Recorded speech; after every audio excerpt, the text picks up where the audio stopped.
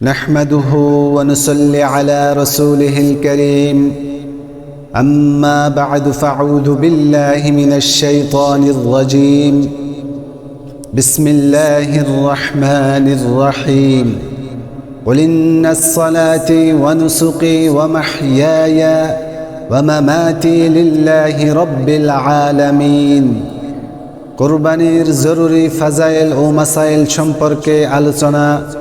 কুরবানি শুধু নিজের পক্ষ থেকে ওয়াজিব হয়, স্ত্রী ও বড় সন্তানের পক্ষ থেকে ওয়াজিব হয় না। স্ত্রীর পক্ষ থেকে স্বামী ও স্বামীর পক্ষ থেকে স্ত্রী কুরবানি করা ওয়াজিব নয়। হ্যাঁ, যদি অনুমতি নিয়ে একে অপরের কুরবানি করে তাহলে ওয়াজিব আদায় হয়ে যাবে।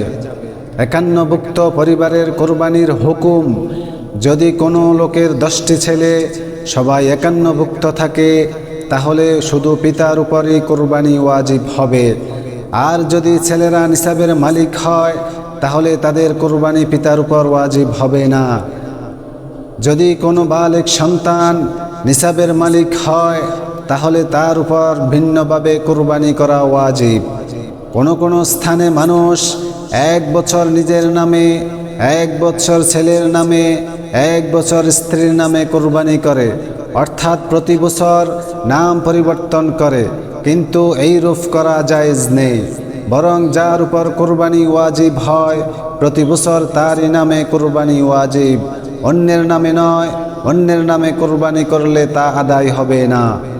এভাবে সকলে যদি নিসাবের মালিক হয় তাহলে সকলের উপর ভিন্ন ভিন্নভাবে কুরবানি ওয়াজিব।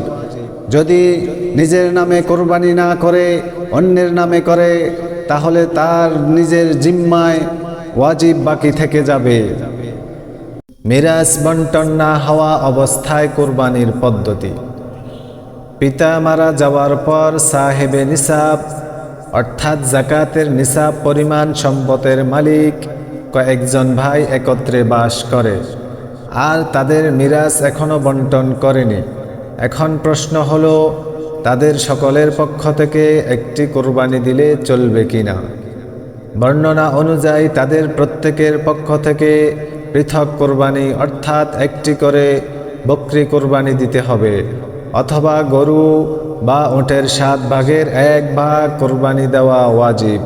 সুতরাং সবাই মিলে একটি বকরি বা গরু, মহিষ প্রভৃতির 7 ভাগের 1 ভাগের মধ্যে সকলে শরিক হয়ে কুরবানি দিলে তাদের জন্য সই হবে না। উল্লেখ্য, মিরাজ বন্টন দেরি করা অন্যায়। ইন্তেকালের দিন বা 2-1 দিনের মধ্যেই মিরাজ বন্টন করে নেওয়া জরুরি। তারপর তারা একত্রেও থাকতে পারে বা পৃথক পৃথকও থাকতে পারে, তবে পর্দা রক্ষার জন্য পৃথক হয়ে বসবাস করা উত্তম। আমাদের দেশে সকলে মিলে একত্রে থাকাকে ভালো মনে করে, এটা মূলত উত্তম নয়।